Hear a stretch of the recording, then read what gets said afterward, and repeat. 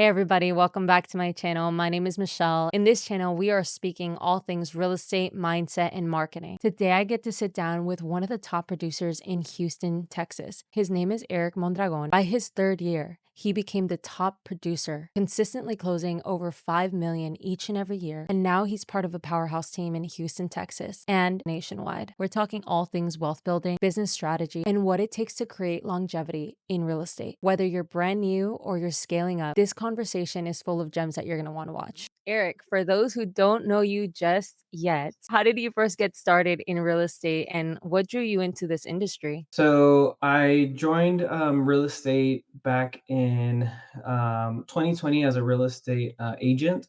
That's when I became licensed. I started my journey as a host for a new construction builder. From there is when I, saw this as an opportunity and decided to get my license and go from there.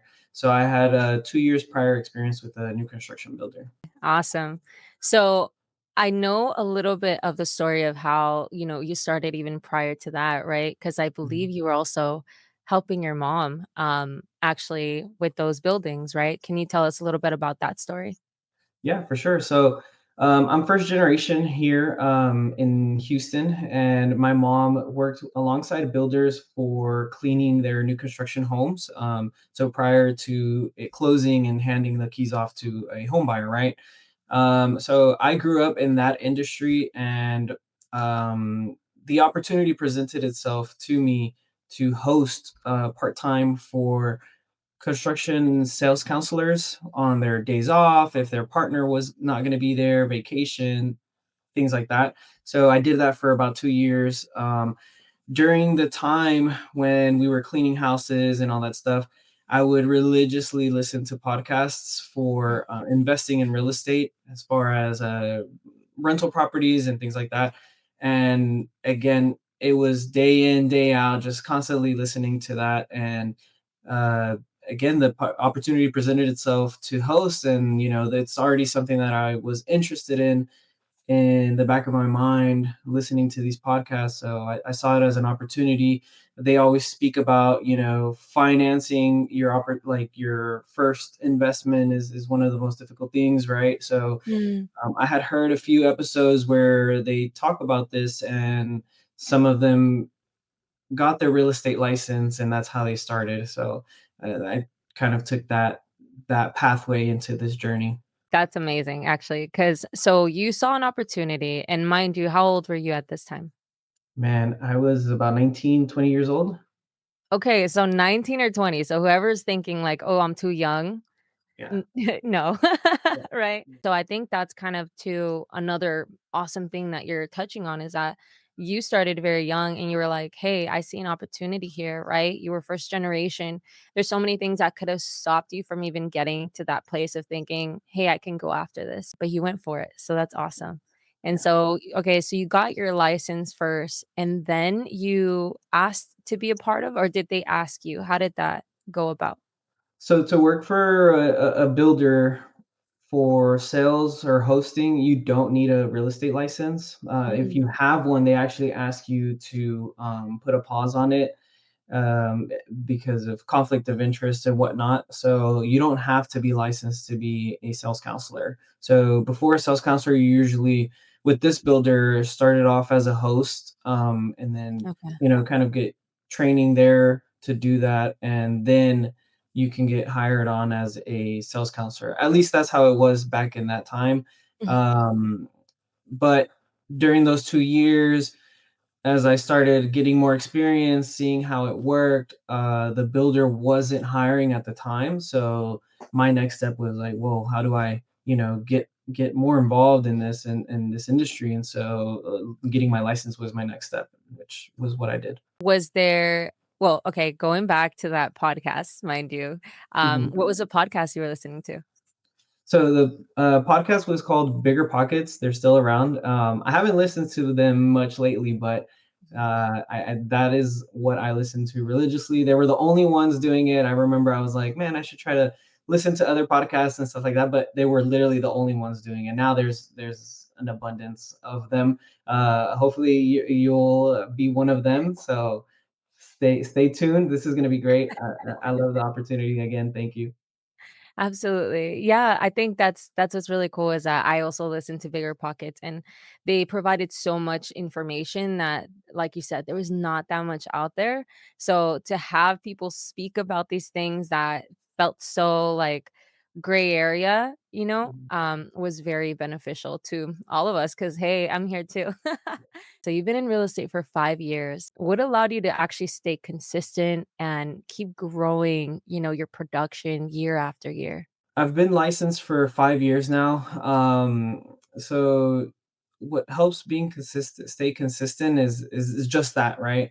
Staying consistent in hosting open houses, talking about real estate. For me, it helps a lot, any opportunity that I have to speak about real estate with anybody, that opens the door for, a new lead or any questions that might need to get answered. So what helps you stay consistent is consistency for sure. It's very easy to, get distracted because you control your own schedule, so you make your own schedule. That's what a lot of people Mhm. think, getting into real estate is like the freedom of, setting your hours and things like that. But realistically, you have to work overtime to, make this work, especially starting off. So being consistent, being true to your schedule, to the tasks that you set yourself, that makes you stay in this business for sure. So I know ChatGPT wasn't so prevalent back then. Yeah. How did you back then actually stay consistent? Like, what did you know to focus on during that time? Because, I'm sure starting off, you're just like overwhelmed. That's what I hear from a lot of people, especially realtors, Yeah. is that, like you said, right? It's a overtime. It's not even a yes, it's you make your own schedule, but really kind of like clients decide. But how did you, during that time, actually stay consistent or schedule out? Was there someone that helped you, or was it that you just saw what you needed to focus on? So I started off as a solo agent and stayed solo for my first 3 years. It was interesting. The time period that I came into real estate as a licensed agent was in 2020. So when COVID started, I Wow. thought I probably made the worst decision of my life. And fortunately, what I did to to grow out of this is just being coachable, being Mhm, trainable, attending any and every class that I could, virtual or in person if we did have them in person. So my first few years were that doing just that. So I'm the type of person that when I dive into something, I have to know what I'm doing. I have to mhm, feel confident in what I'm offering to somebody. So I know there's some agents that got licensed during that same time period, and that's whenever there was a shortage of homes because there was an excess of buyers and stuff like that, mm, and they did very very well for themselves as new agents. I would love to say that I did the same, but during that time I was just focused on learning, and getting more comfortable with what we offer as agents and how to help our clients. And then from there is when I took off, but it's right whenever the market started coming back down. So, which surprisingly, I still did very well. mhm, Again, that's my third year in is when I hit top producer, which was the year when a lot of people were like, this is a completely different market now than it was 2021, 2022. So, taking the time to be trainable, learn from other experts, understand the business, understand the market, understand contracts, things as simple as that mhm. definitely helped me propel to where I am nowadays. So you came during COVID, that is wild. That was interesting. My first lead client, we were about to start seeing houses, and that's literally the same week that the shutdown started, and they Wow. backed out and everything. And that's when I was like, I think I might have made a mistake here. But Mhm. fortunately, I just stayed promoting myself on social media, and the next client came by, and we closed that deal, and that's when it just started kind of snowballing from there. Good. Alright, so let's touch on social media quick. Yeah, for sure. So, especially during that time, social media just, like, skyrocketed. Was it Yeah. more so on, like, Instagram that you started promoting, or was it YouTube? What kind of avenue TikTok? Like, what was the avenue you took with social media? So I started with Instagram and I'm still with Instagram. I do want to do longer format videos on YouTube one day. It is a lot. I edit all of my videos by myself. I film them and all that good stuff. So it is a lot of work whenever you're doing it on your own. But that's how I started actually. When I started promoting on social media was before I got licensed. I had created a separate account Mhm, for the builder that I was working with and mhm, promoting our inventory, reaching out to agents, and trying to attract those agents to our communities to try to move, those homes. And I didn't know what I was doing. I just saw, Canva, things like that, and I would just get creative with it, post it, and see what would happen. It's funny you bring it up. I was just talking about this with my youngest brother. He's right now studying to get his inspector license, okay, and he brought up the topic of social media. He likes my videos and stuff like that, and but he's just nervous about getting started with it, right? And he definitely wants to approach it that way as well. And I told him, hey, just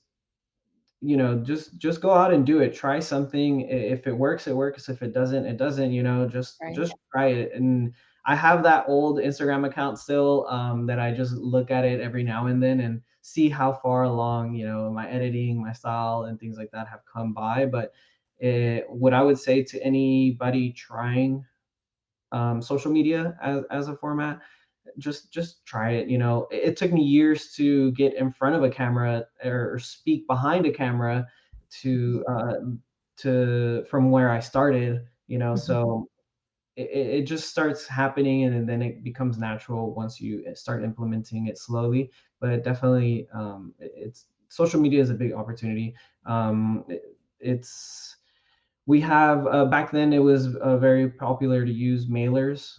You hear everyone talk about mailers. I mean, we still Mhm, use mailers now, but mailers was one of the ways to stay top of mind, right? And past clients, your market or whatnot. mhm. But a mailer you send out once a month or weekly, depending on how you do it. But social media, you post it every single day, and you're in your sphere's face all the time, Mhm. with social media. So yeah, social media is a very big tool that we use. Okay, good. So the drone shots, those are you too? Yeah, yeah, I No bought a way. drone. Yeah, I still need to figure it out, but luckily the drone that I got has like has built-in shooting styles, so you just Oh, highlight the wow. target and it just follows you around and things like that. But yeah, Oh, the I drone shots are love really fun. those. Yeah, They're I've seen fun. them. They're a lot of fun. I was gonna ask, like, who's your videographer on that one? But Yeah, no. now that I know it's you. Yeah, I have the whole setup. My wife hates when the she get we get the package in the door, and she already knows it's probably an expensive camera. I have the mic sets. I mean everything without knowing how to use any of this.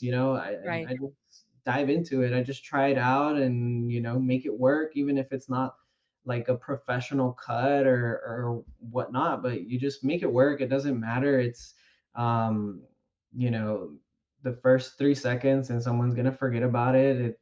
Whatever impact you gave them in that first three And that seconds, hook. that's what matters. Yeah. So I just say just dive into it, just try new things. Try with what you have. I mean, our phones right now are so powerful. Just Mhm. alone, Right. just slap a gimbal on it if you want, or if not, just try it out. Even pictures work very, very well. Just try whatever you have. 100%, and I think you brought up a good point, like, people can make excuses, right? And then it's like we have so much at our disposal. So, Yeah. 100%. Okay, so we might be seeing your podcast too soon at some point, possibly.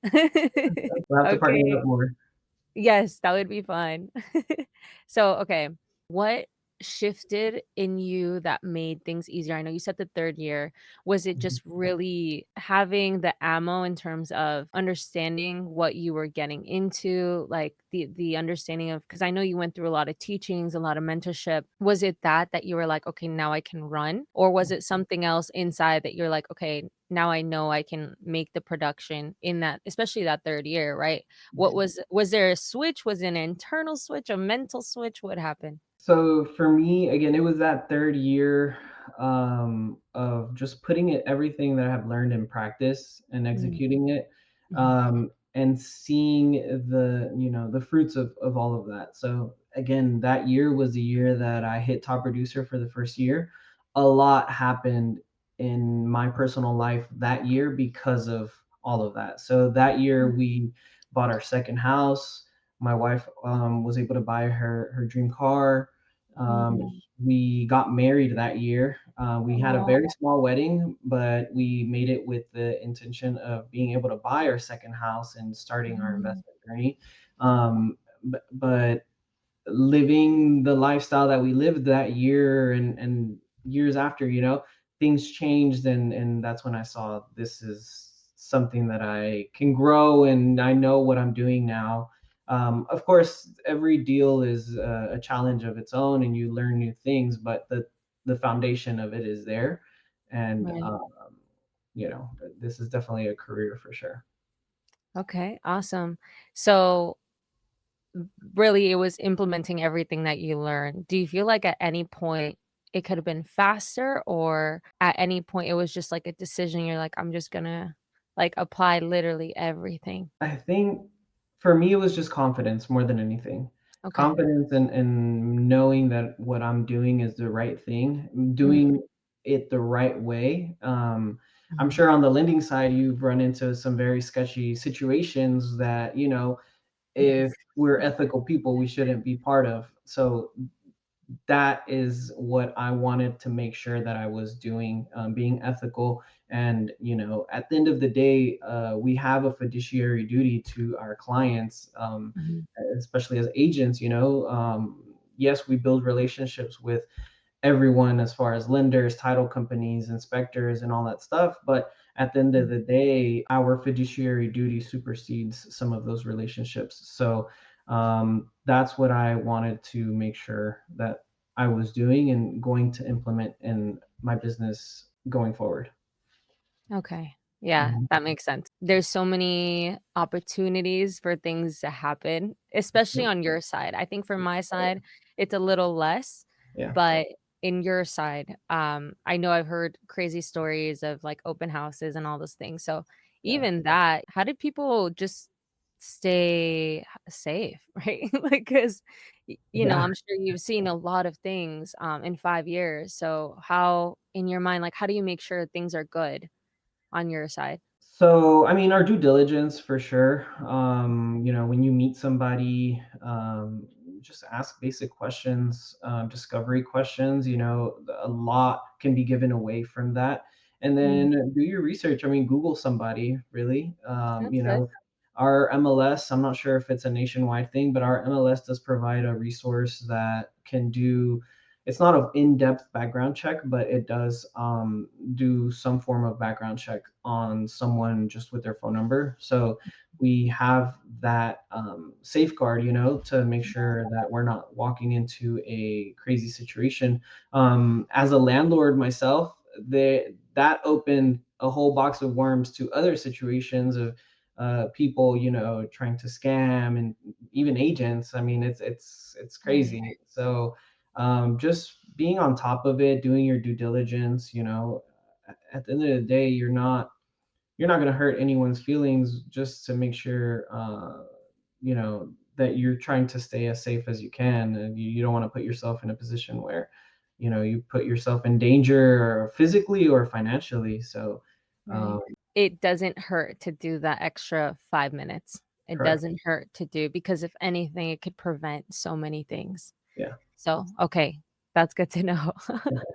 Yeah, because in such a competitive market too, right? And people just moving fast because your world is way faster than my world in a sense, right? For you though, just kind of going on another side, what makes you stand out to clients? Like what have you heard time and time again that has worked for you that clients really appreciate about your work? So honesty, first and foremost. I have a good referral client. I helped him buy a house. He was a 1099.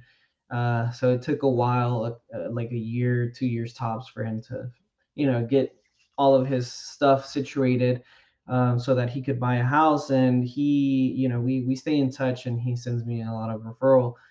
So he hears from both sides of it, and he gives me constructive criticism. And one of the main ones is, try not to be too blunt with certain situations, but I Mhm. feel that that is what sets me apart from other agents. There's flashy agents that will do anything, or say anything to win your business, but I don't shy away from having those difficult conversations.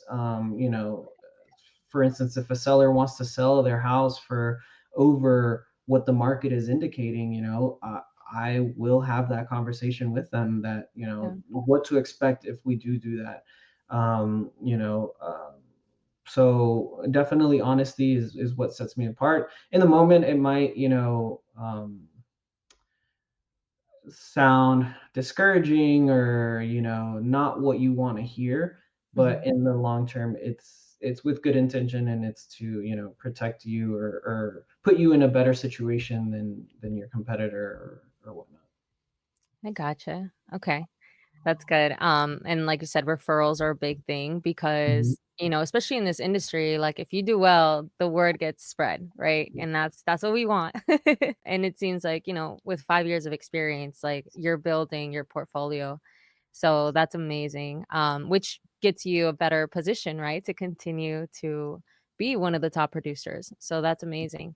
With that being said, what daily habits or mindsets or practices help you actually stay sharp and motivated in such a competitive industry? So my calendar, definitely is what helps me, stay consistent with it. It's one thing that I started implementing once I joined the team. So shout out to my team lead, Delina, for putting me on a calendar. Because once you start producing, at a different level, Mhm. then there's so many things that can fall through the cracks.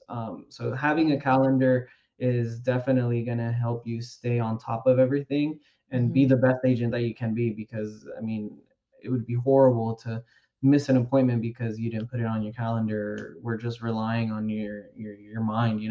My team lead put me on, and my wife helps me stay consistent and organized with it, so she has access to it. And she's always, if we're on the road, I'm like, oh, can you put that on my calendar? Oh, what's on the calendar? Something comes up, an event, whatever. I have to run it by, my wife, to make sure, it doesn't clash with another task we have going on. So I love that. I love that you mentioned, your partner because especially in this industry, they get impacted, I'm sure. right, Like, yeah, she has to run with the calendar and, like, what you're up to and what you're doing, and if your weekends can I have can imagine the balance that you have to yeah, have also a healthy relationship, right? Because your personal relationships matter too. Good. no, Shout out 100%. to Eric's wife. Yeah. Okay, and then, when it comes to the process of what to expect, because even first-time home buyers actually, let me ask this, who do you really target? Is it just anybody that comes in the door, or are you specialized in first-time home buyers, investors? Like, who are you specialized in? I'm more heavier on the first time home buyer, represent a lot of buyers for sure, versus sellers.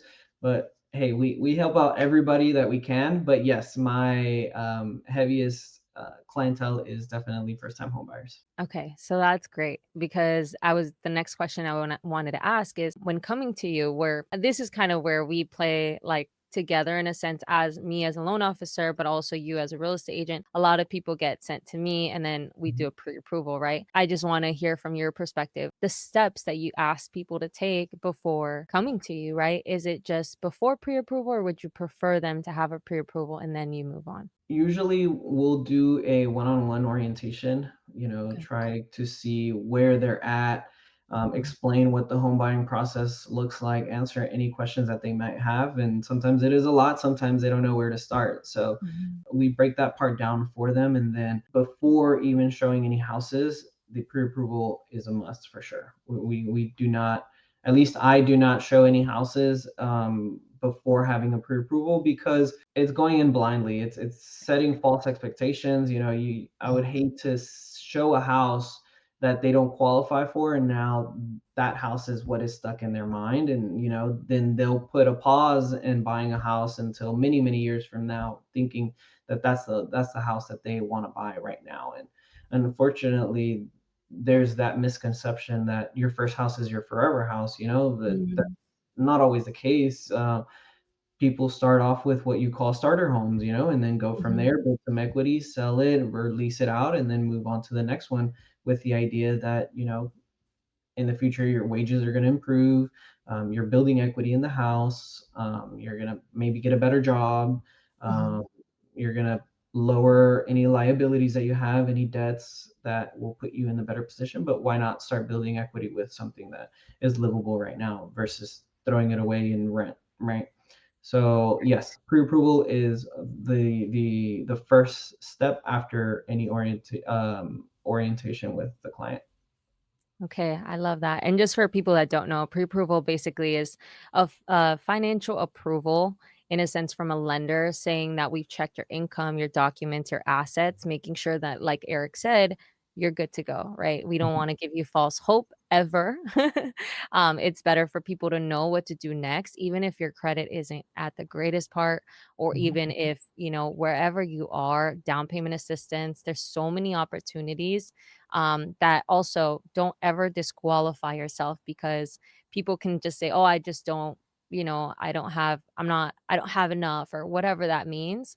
We Yeah. can actually look at that and say, "You know what?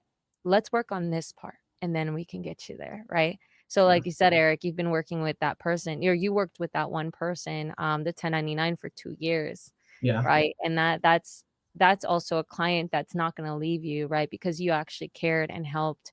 So I worked with clients too where I got their credit score, higher, Mhm. and we made it work, right? So there's always areas of opportunity. It doesn't mean just because it's not now doesn't mean it's not ever. Yeah, I think a lot of people just disqualify themselves. That's the thing. Yeah, there's so many misconceptions out there.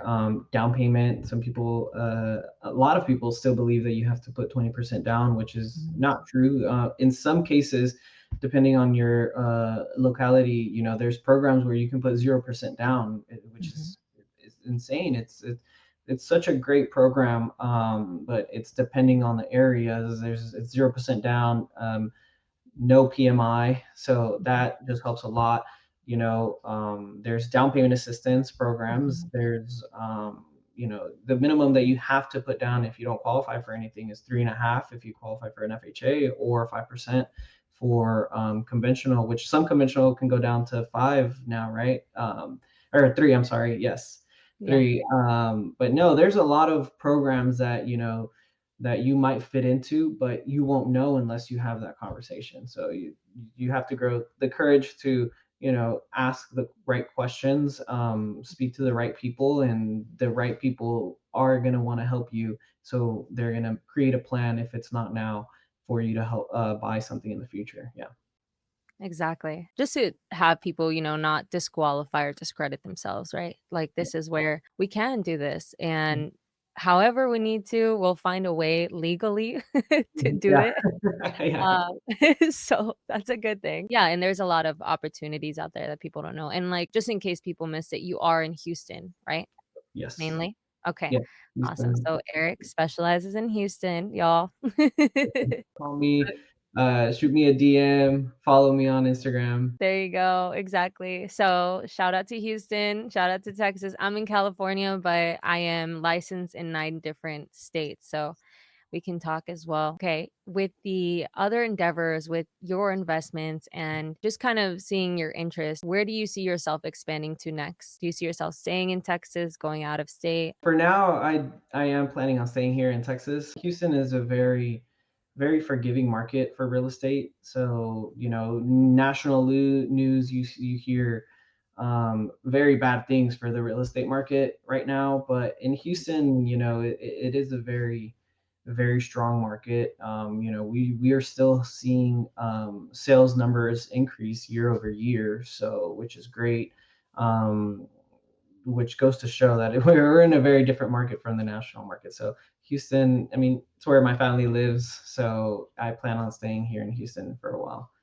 Awesome. Okay, so let's do it. Whoever's in Houston, y'all looking for a place, by all means, Eric is one of the top producers, but also he got a shout out on my company. People love him. So please go ahead and follow him. And for people that want to follow your journey and connect with you, I know you said on Instagram, but what's your handle and how can people reach you? So my Instagram handle is at the Eric Mondragon. Thank you so much for being on this YouTube channel that we're just starting, just boosting off. But it is a privilege to also have someone like you on. So thank you so much for being on, and we look forward to having you on again soon. Thank you so much, Michelle. I'm very excited to see your journey in podcasting. So, everyone, please make sure you follow Michelle on this journey. She will be dropping very, very good nuggets for everyone. All right, y'all. See you soon.